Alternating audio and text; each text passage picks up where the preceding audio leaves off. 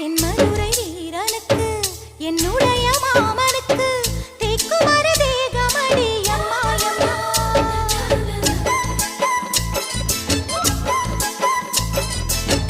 மாமன் பெற்ற பெண்ணுனக்கு மையெழுதும் கண் எதுக்கு என்னை வந்து கொல்லுதடி எம்மாயம்மா.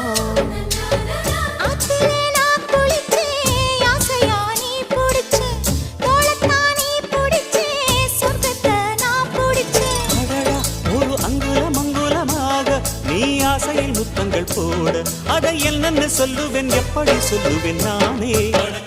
சந்தனமே குங்குமமே நில்லடியோ இனிக்கும் செந்தமிழில்